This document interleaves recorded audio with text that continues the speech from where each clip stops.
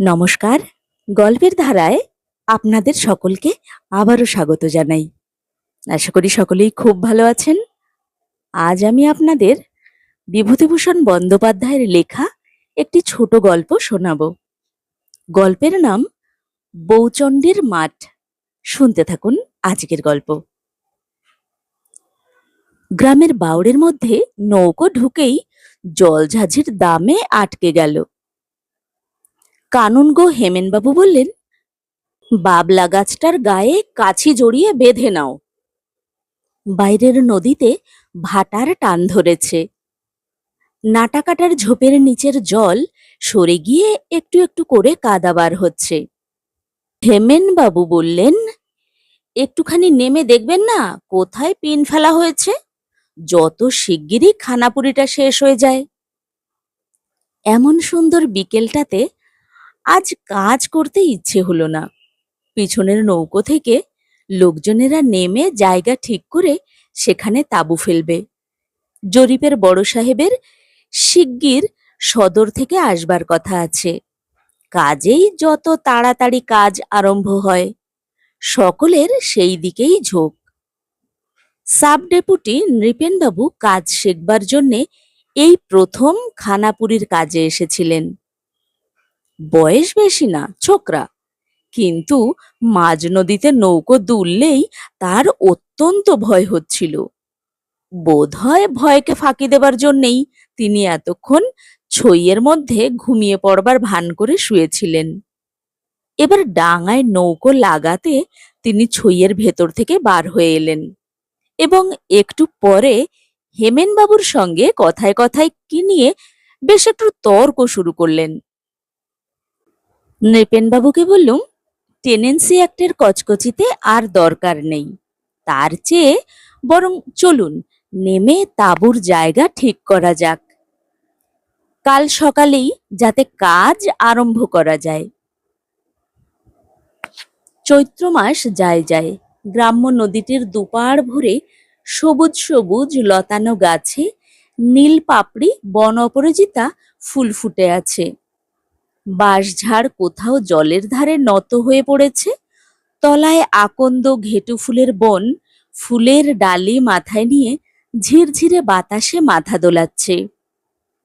দুধারের রোদ পোড়া কটা ঘাসওয়ালা মাঠের মাঝে মাঝে পত্রবিরল বাবলা গাছে গাংশালিকের ঝাঁক কিচকিচ করছে। নদীর বাঁ পাড়ের গায়ে গর্তের মধ্যে তাদের বাসা। মাকাল্লতার ঝোপের তলায় জলের ধারে কোথাও উঁচু উঁচু বনমূলোর ঝাড়। তাদের কুচো কুচো হলদে ফুল থেকে জায়ফলের মতন একটা ঘন গন্ধ উঠছে। বেলা আরেকটু পড়লে আমরা সেই বাওড়ের ধারের মাঠে তাঁবুর জায়গা কোথায় ঠিক হবে দেখতে গেলুম।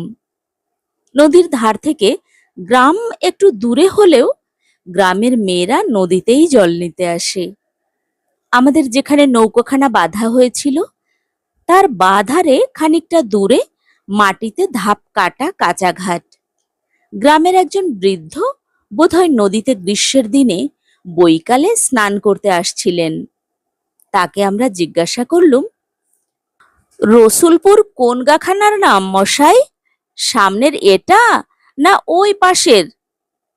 তিনি বললেন, আগে না, এটা হলো কুমুরে, পাশের ওটা আমডাঙ্গা। রসুলপুর হলো এই গাগুলোর পেছনে, ক্রোশ দুই তফাতে। আপনারা? আমাদের পরিচয় শুনে বৃদ্ধ বললেন, এই মাঠটাতেই আপনারা তাঁবু ফেলবেন? আপনাদের জরিপের কাজ শেষ হতেও তো ৫-৬ মাস। আমরা বললুম, তা তো হবেই, বরং তার বেশি। বৃদ্ধ বললেন, এখানটা একটা ঠাকুরের স্থান, গায়ের মেয়েরা পুজো দিতে আসে। বরং আরেকটু সরে গিয়ে নদীর মুখের দিকে তাঁবু ফেলুন, নইলে মেয়েদের একটু অসুবিধে। বৃদ্ধের নাম ভুবন চক্রবর্তী।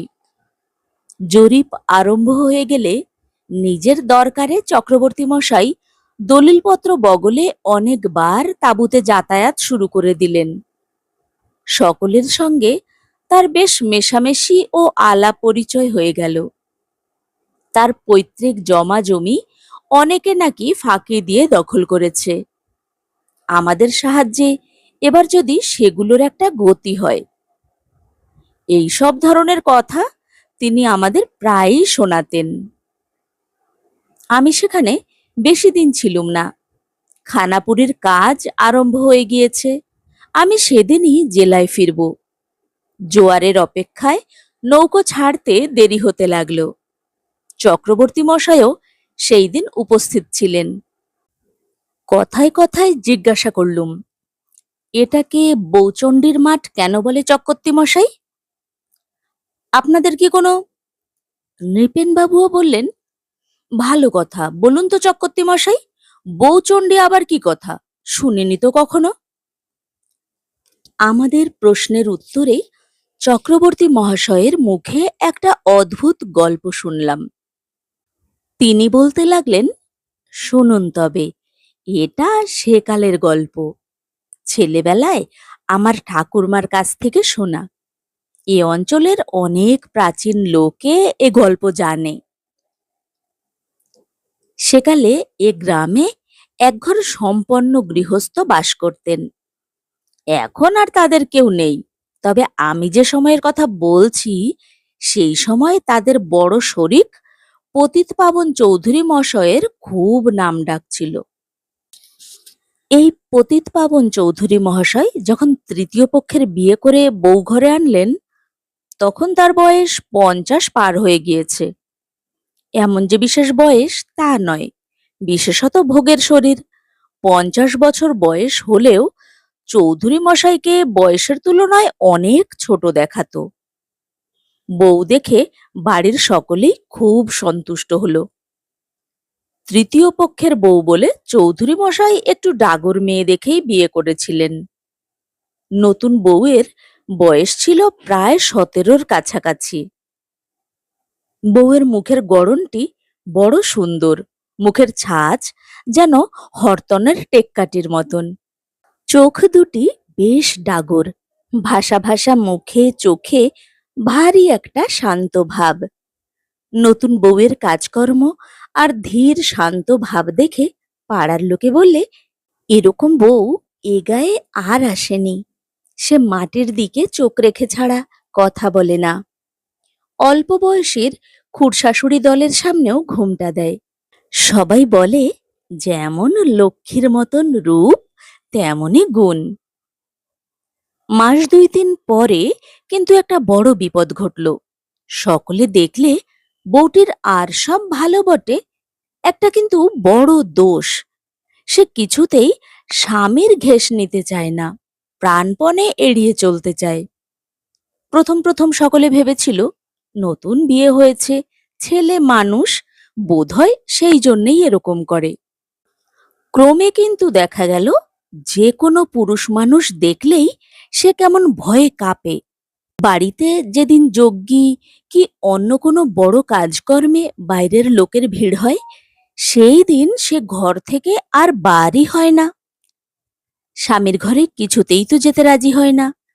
মাসে 2 দিন কি 1 দিন সকলে আদর করে গায়ে হাত বুলিয়ে পাঠাতে যায়। সে জনে জনের পায়ে পড়ে, এরোর কাছে কাকুতি মিনতি করে, কিছুতেই বুঝ মানে না। পুরুষ মানুষের গলার স্বর শুনলেই কেমন যেন আড়ষ্ট হয়ে পড়ে। অনেক করে বুঝিয়ে সুঝিয়ে সকলে তাকে একদিন স্বামীর ঘরে পাঠিয়ে দিয়ে দোরে শিকল বন্ধ করে দিল। চৌধুরী মশাই অনেক রাত্রে ঘরে ঢুকে দেখেন তার তৃতীয় পক্ষের স্ত্রী ঘরের এক কোণে জড়সড় হয়ে দাঁড়িয়ে ভয়ে ঠকঠক করে কাঁপছে। এরপর আর কিছুতেই কোনোদিন সে স্বামীর ঘরে যেতে চাইত না। বাড়ি শুদ্ধ লোকের হাতে পায়ে পড়ে বেড়াতে লাগলো। সকলকে বলে, আমার বড্ড ভয় করে, আমায় ওরকম করে আর পাঠিও না, তোমাদের পায়ে পড়ি। বোঝাতে বোঝাতে বাড়ির লোক হয়রান হয়ে গেল। দিন কতক গেল, একদিন তাকে সকলে মিলে জোর করে স্বামীর ঘরে ঢুকিয়ে দিয়ে বার থেকে দোর বন্ধ করে দিলে। তারা ঠিক করলে এই রকম দিতে দিতে ক্রমে লজ্জা ভাঙবে। নইলে কতদিন আর এ ন্যাকামি ভালো লাগে। ভোরে উঠে সকলে দেখলে ঘরের মধ্যে বউ নেই, বাড়ির কোথাও নেই। নিকটেই বাপের বাড়ির গা, সেখানে পালিয়ে গিয়েছে ভেবে লোক পাঠানো গেল। লোক ফিরে এলো, সে সেখানে যায়নি। তখন সকলে বললে পুকুরে ডুবে মরেছে। পুকুরে জাল ফেলা হয়, সন্ধান মেলে না। বউয়ের কচি মুখের ও নিরীহ চোখের ভাব মনে হয়ে লোকের মনে অন্য কোনো সন্দেহ জাগবার অবকাশ পেল না। কত দিকে কত সন্ধান করে যখন কোনো খোঁজই মিলল না, চৌধুরী মশাই মানসিক শোক নিবারণ করবার জন্যে চতুর্থ পক্ষের স্ত্রী ঘরে আনলেন। অজপাড়াগা, নতুন কিছু একটা বড় ঘটে না। অনেক দিন এটা নিয়ে নাড়াচাড়া চলল। তারপর ক্রমে সেটা কেটে গিয়ে গ্রাম ঠান্ডা হলো। এই মাঠের পূর্বধারে গ্রামের মধ্যেই চৌধুরীদের বাড়ি ছিল। তখন এইখান দিয়েই নদীর স্রোত বইত। মোজে বাওড় হয়ে গিয়েছে তো সেই দিন। আমরা ছেলেবেলাতেও ধান বোঝাই নৌকো চলাচল হতে দেখেছি। ক্রমে চৌধুরীদের সব মরে হেজে গেল। শেষ পর্যন্ত বংশে একজনকে ছিল, উঠে গিয়ে অন্য কোথাও বাস করলে। এইসব অনেক বছর আগের কথা, 70-80 বছর হবে। সেই থেকে কিন্তু আজ পর্যন্ত এইসব মাঠে বড় এক অদ্ভুত ব্যাপার ঘটে শোনা যায়। এই ফাল্গুন চৈত্র মাসে যখন খুব গরম পড়ে, তখন রাখালেরা গরু চড়াতে এসে দূর থেকে কতদিন দেখেছে মাঠের ধারে বনের মধ্যে নিভৃত দুপুরে বাঁশবনের ছায়ায় কে যেন শুয়ে আছে। কাছে গেলে কেউ কখনো দেখতে পায়নি। কতদিন সন্ধ্যার সময় তারা গরুর দল নিয়ে গ্রামের মধ্যে যেতে যেতে শুনেছে অন্ধকার ঝোপের মধ্যে একটা চাপা কান্নার রব উঠছে। সম্মুখ জ্যোৎস্না রাত্রে অনেকে নদীর ঘাট থেকে ফেরবার পথে ছাতিম গাছের নিচু ডালের তলা দিয়ে যেতে যেতে দেখেছে দূর মাঠে সন্ধ্যার আবছা জ্যোৎস্নার মধ্যে দিয়ে সাদা কাপড় পরে কে যেন ক্রমেই দূরে চলে যাচ্ছে। তার সমস্ত গায়ের সাদা কাপড়ে জ্যোৎস্না পড়ে চিকচিক করতে থাকে। মাঠে যখন সন্ধ্যা ঘনিয়ে আসে, তখন ফুলে ভরা নাগকেশর গাছের তলায় দাঁড়িয়ে ভালো করে দেখলে মনে হয় কে খানিকটা আগে এখানে দাঁড়িয়ে ডাল নিচু করে ফুল পেড়ে নিয়ে গিয়েছে। তার ছোট ছোট পায়ের দাগ ঝোপ যেখানে বড় ঘন সেই দিকে চলে গিয়েছে। মাঠের ধারে এই ছাতিম গাছের তলায় উলোচণ্ডীতলা। চৈত্র সংক্রান্তিতে গ্রামবধূরা পিঠে কাঁচা দুধ আর নতুন আখের গুড় নিয়ে বৌচণ্ডীর পুজো দিতে আসে। বৌচণ্ডী সকলের মঙ্গল করেন, অসুখ হলে সারিয়ে দেন। নতুন প্রসূতির স্তনে দুধ শুকিয়ে গেলে ওর কাছে পুজো দিলে আবার দুধ হয়। কচি ছেলের সর্দি সারে, ছেলে বিদেশে থাকবার সময় চিঠি আসতে দেরি হলে পুজো মানত করবার পরই শিগগিরই সুসংবাদ আসে। মেয়েদের বিপদে আপদে তিনি সকলকে বিপদ আপদ থেকে উদ্ধার করে থাকেন। চক্রবর্তী মশাইয়ের গল্প শেষ হলো। তারপর আরো নানান কথাবার্তার পর তিনি ও আর সকলে উঠে চলে গেলেন। বেলা বেশ পড়ে এসেছে। সন্ধ্যার বাতাসে ছাতিম বনে সুরসুর শব্দ হচ্ছে। গ্রামের মাঠটা অনেক দূর পর্যন্ত উঁচু নিচু ঢিবি আর ঘেটু ফুলের বনে একেবারে ভরা। বাদিকে দূরে একটা পুরনো ইটের পাজার খানিকটা ঘন জিউলি গাছের সারির মধ্যে দিয়ে চোখে পড়ে। নৌকোর গলুইয়ে বসে আসন্ন সন্ধ্যায় 80 বছর আগেকার পলাতকা গ্রাম্য বধূর ইতিহাসটা ভাবতে লাগলুম। মাঠের মাঝে উঁচু ঢিবির ওপরকার ঘেটু ফুলের ঘন বনের দিকে চেয়ে মনে হলো যে সারা দিনমান সে হয়তো ওর মধ্যে লুকিয়ে বসে থাকে। কেবল গভীর রাত্রে লুকোনো জায়গা থেকে বেরিয়ে আসে। মাঠের মধ্যেও বটগাছতলায় চুপ করে বসে আকাশের তারার দিকে চায়। পাশের ঝোপের ফুটন্ত বন অপরাজিতা ফুলের রঙের সঙ্গে রং মিলিয়ে নদী বয়ে যায়।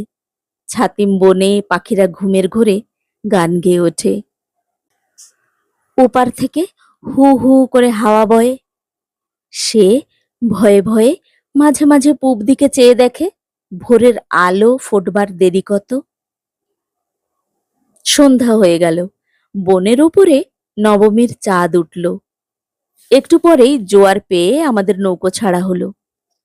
জলের ধারের আধার ভরা নিভৃত ঝোপের মধ্যে থেকে সত্যিই যেন একটা চাপা কান্নার রব পাওয়া যাচ্ছিল। সেটা হয়তো কোনো রাত জাগা বনের পাখির, কি কোনো পতঙ্গের ডাক। বাউড়ের মুখ পার হয়ে যখন আমরা বাইরের নদীতে এসে পড়েছি, তখন পিছন ফিরে চেয়ে দেখি নির্জন গ্রামের মাঠে সাদা কুয়াশায় ঘোমটা দেওয়া ঝাপসা জ্যোৎস্না রাত্রি অল্পে অল্পে লুকিয়ে চোরের মতন আত্মপ্রকাশ করছে। অনেক কাল আগেকার সেই লজ্জা কুণ্ঠিতা ভীরু পল্লীবধূটির মতন।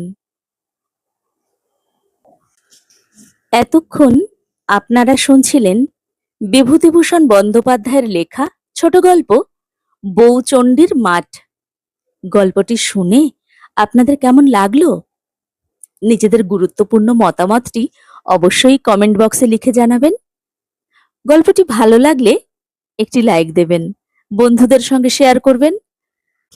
আর আমার চ্যানেলটি যদি এখনো আপনারা সাবস্ক্রাইব করে না থাকেন, তাহলে এ ধরনের আরো অনেক গল্প শোনার জন্য চ্যানেলটিকে সাবস্ক্রাইব করার অনুরোধ রইল। সবাই খুব ভালো থাকুন।